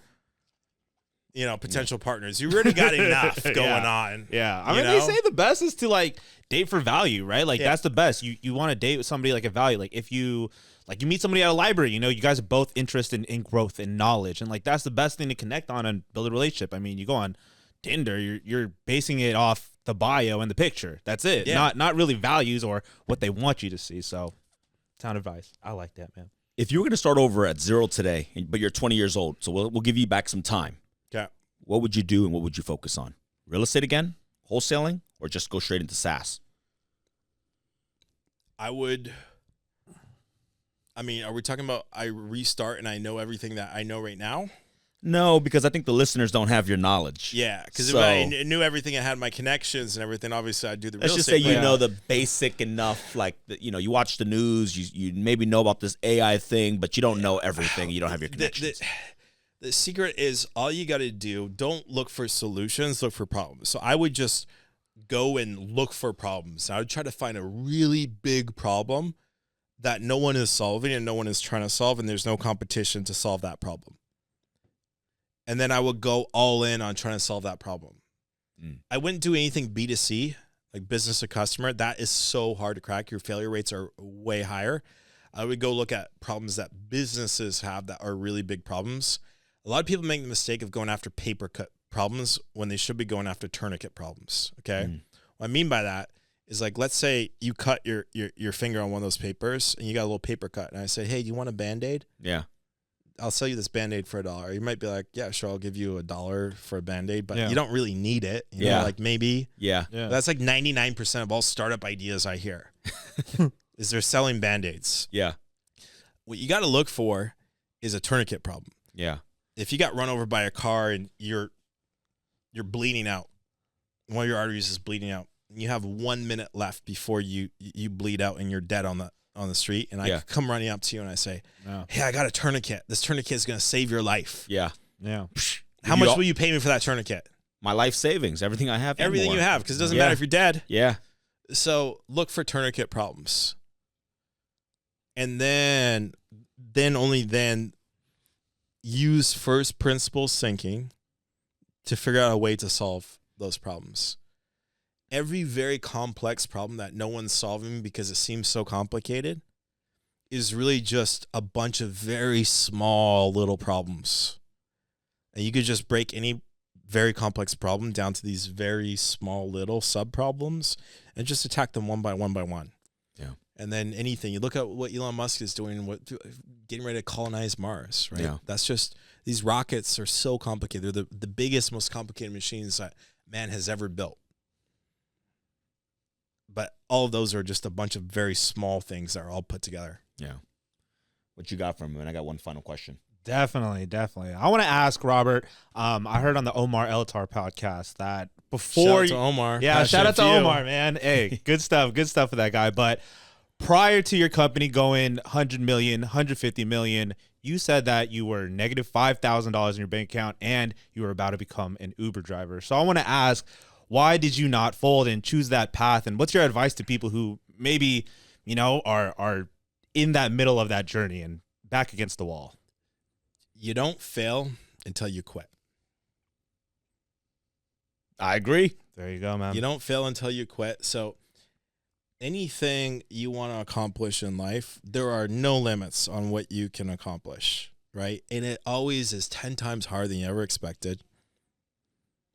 But you don't fail until you quit. If you just keep on working on anything for long enough, you will succeed. I love that, man. Was the ideas coming in your head like quit, or was it just something that principle saved you the whole time? I just chose not to quit. Yeah. Right? It's not a bitch. Yeah, my brother has this my brother worked with me for a bit. He has this very famous line that actually we have a video of him just saying this, and we'll just randomly drop it on Slack or like send it to someone. It's just him saying, "Don't be a bitch." You know what? I think we might be related. Yeah, we might kind of be related. Say you're joking yours, bro. Yeah. Mine was always, "Mama didn't raise a bitch." Yeah. So I can't. Yeah. I'm like, you're right. I look at my mom. I said, "Mom, you didn't raise a bitch. I got to keep going." Yo, I love the answer. I mean, we might be cousins. Yeah, maybe. Maybe our great grandpa told that to his kids. Have you ever met someone that works 10 hours a day and is depressed? No. You got no time to be depressed. Yeah. This whole like, oh, I'm depressed or I have anxiety or whatever. Like, okay, like that all has to do. Okay, if spending too much time thinking about the future creates anxiety, spending too much time thinking about the past creates depression. Yeah. Live in the moment and work hard every day. I've never met someone in my life that works 10 hours a day is depressed because you got too much shit going on. For sure. You're getting too much done. Getting stuff done makes you happy. Yes. There you go, man. I love that. Power now. I mean, dude, exactly. Living in the future, like worrying about, I'm not here yet. I can't wait till I get there. Like right now sucks. Or man, I've done this, I've done that. Enjoy the journey. Exactly. Yeah. Right. Right now, I can make a call that might make me $100,000. Right. Yeah. That's the difference. Yeah. The past doesn't exist. The future doesn't exist. You are living in a simulation. All that matters is right now. Yeah. Enjoy every single minute. Dude, love that. Last question, and we're gonna wrap it up, because I want you to get back on the road before traffic kicks in. Hold on. I just want to say, man, to all the wholesalers, the flippers, hey, the new investors, this podcast was absolutely fire. It has so much stuff about the future. Yo, you guys need to listen to this if you're trying to make a lot of money. I'm gonna leave this room and buy a bunch of AI stocks. I'm not gonna lie to you. Yeah, fuck yeah. I wouldn't do that. Not yet. No. It's a bit of a bubble right now. Really? Okay. All right. Because the acceleration of Wait till ChatGPT it is drops. crazy. Yeah. You know, Dude, wait till it's gonna drop. We're getting Okay. excited. All right. I'll wait. Wait till the red dip. days are good days. Honestly, every time there was a red day, I made a shit ton of money. Or you know what? The best thing is just dollar cost average. yeah. Just don't. I mean, don't. If you want to buy something right now, buy Bitcoin. Bitcoin, once they start really pumping, I started buying Bitcoin under $100. No way, bro. Don't tell me Look that, at my Twitter man. at Robert Wensley tell me on that. Twitter. Okay, you'll see some of my calls on Bitcoin. Bitcoin's going to be over 1 million probably within the next few years. Because Dude. Robert's Look at- already a couple hundred millionaire on Bitcoin alone, guys.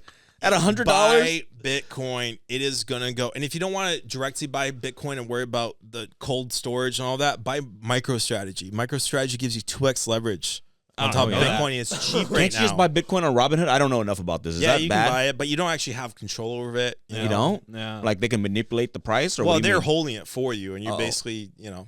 Okay. I The don't best thing to do if you're going to buy is do cold storage. I got hacked twice. I got Mt. Gox. I lost a bunch of Bitcoin there. I lost a bunch of Bitcoin in the Canadian exchange. Forget a key. So I've had 2 wipeouts over my career. Shit. I have the emails from the trades to prove it. Dude. So we're like, that's you were tough. not in that early. I'm like, you want to see? I'll pull up my phone. So they and show stole them it the on like trades. your platform? Yeah, Like Mt. Gox was the biggest hack ever in history. bro. Japanese Oh, God. exchange. Oh yeah, this Yeah. the stuff that got the Back- it was documentaries like and stuff, right? 2011. Yeah. oh my God. Yeah. Crazy. Biggest crypto hack in history. Oh Jesus. So yeah, if you're gonna buy it, like cold storage is the best, or just buy MicroStrategy. MicroStrategy. Michael Saylor. You want to check someone out that's interesting? Yeah. Go down the YouTube rabbit hole with Okay. Michael Saylor. He lives Okay, I right. will. He lives So right down the street he's from like my place it's like in an Virginia. ETF, kind of like an ETF I could buy. Like that's a MicroStrategy. That's what it is. It's an actual stock. Oh, okay. But, the only thing that used to be a SaaS company, MicroStrategy used to be a SaaS company in Northern Virginia, and they were just sitting on tons of cash. And the CEO knew that their software was going to be obsolete soon, so he just said, "Hey, we're going to actually just shut down the software side of the business. We're going to take all our cash and throw it all in Bitcoin." Oh shit. Well, good for him. Fucking sick, Yeah. man. That is. But we're going to be a maxless on it. We're not just going to throw our cash in Bitcoin. We're going to also borrow. They're able to borrow at 0.5%, which What's is a borrow? insane. Like borrow cash. Borrow. Oh. And we're going to throw an extra. We're going to double up and throw leverage on top of it. Oh, so you get 2x exposure. Okay. Beast mode. All right. Well, I got my strategy. The last Yeah. time, I'll tell you this. The last time I got a stock tip also from a investment banker, he told me to buy SMH. It's a semiconductor ETF, and I shit you not, I doubled my money. The Dude. day he told me I bought it, and it just then the AI boom kind of went up crazy. That was only like a year ago. But Because if you believe in this hypothesis, yeah, AI is going to replace jobs. yeah, Then that means the entire world is going to turn on the money printer like we've never seen before. Yeah. Which, if they turn on the money printer like we've never seen before, then that means that inflation is going to rip. mm-hmm. Which means the future is inflation-proof currency, and the only inflation-proof currency is Bitcoin. So load up on Bitcoin. You know, U.S. There's this cool way that the U.S. could pay off their entire debt in 24 hours. You know how they do it? Bitcoin. They own more gold than ever before. It's in Fort Knox, but it's Mhm. priced at like $400 an ounce or something Yeah. on the books. Right now, it's trading at like over 3,000 an ounce or some shit like that. Yeah. What you do is you take all the gold in Fort Knox, you sell it all. You take all that cash, you move it over into Bitcoin. That alone will jump the price And up then like crazy. That would push it over Yeah. $1 million. yeah. And then you've just wiped out the entire U.S. national debt in 24 You want hours. to call Trump and tell him that? Maybe he'll do it. That's a I simplistic gotta way. think about my Bitcoin. It's a simplistic way because you can't just go buy I that know, much I Bitcoin. know. There's all these like caveats and stuff, Yeah. but gold would then collapse. Yeah. The price of gold would collapse. Yeah. And Bitcoin would go through the roof and you could wipe out the U.S. debt in 24 hours. You might see that move being played. Yo, Robert for president, man. What's It'd be the cool. final piece of advice? What's the best advice you've ever gotten in your life? Okay. I'll just kind of sum up everything we've talked about in this podcast. Number one, craft the vision for your life that you want to build. Ask yourself, in my dream life, what does that look like? Make it crystal clear. Like my wife and I, at the beginning of each year, we write down what our life is going to look like. Like here's a day in our life a year from now. Mhm. Like just literally like a couple days ago, I read what we wrote last year, and it's cool because like so much of what we wrote last year is actually reality. We probably hit about 80% of it. So make it crystal clear. Like, I wake up at this time. Here's what I have for breakfast. Here's who I'm working with. Here's what my love life looks like. Here's what my business life looks like. Here's how much revenue we have. Here's who I'm working with. Here's like who I'm hanging out with. Like, make it crystal clear. Okay. Do that once per year. And then apply extreme focus, right? It's not about what you say yes to. It's about what you say no to. Because every time you say yes to something, you're saying no to something else. Mm-hmm. So focus on the 1% of things you can do that actually matter and just say no to the rest. Okay? Spend your 24 hours every single day focusing on that 1%. Extreme focus on anything for long enough, you can achieve whatever you want. And then when you do have that level of focus, go 11 out of 10. 9 out of 10 is not good enough. 10 out of 10 is not good enough. Go to 11, because all the riches and all the rewards happen when you shift from 9 out of 10 to 11 out of 10. And then that is the secret to having an absolute 11 out of 10 life that everyone wishes they could have, and everyone could have if they just did these very simple things. Man, I appreciate that, Robert. Thank you so much for being on the Winners Club podcast. Guys, do me a favor. Give him a follow. We're going to put his information down below. But for those listening and driving, where do they follow you at? On X.com, at Robert Wensley. I'm going to start. I haven't really posted that much. I would post like once every 6 months. But I have a lot of crazy calls, like Bitcoin calls. I called 2 of the last presidential elections down to every single seat. I've done a lot of calls. I've gotten every single interest rate call from the Fed down over the last couple of years, except I missed one in the last 2 years. I'm going to start doing a lot more on there. And then, of course, on Instagram, at Robert Wensley on Instagram, I post a lot of stuff there. And then on YouTube, just at InvestorLift. And if you're a wholesaler and you're watching this, just drop on InvestorLift.com, click the Apply Now button. We'll jump on a call with your team and see if InvestorLift makes sense for you. It doesn't make sense for everyone. We really specialize in focusing on the elite wholesalers. But even if you're not a good fit for us now, we'll jump on. We'll give you some free tips on how to get to the level where you're ready for InvestorLift. Boom, guys. I'll see you guys on the next episode. Peace. Peace.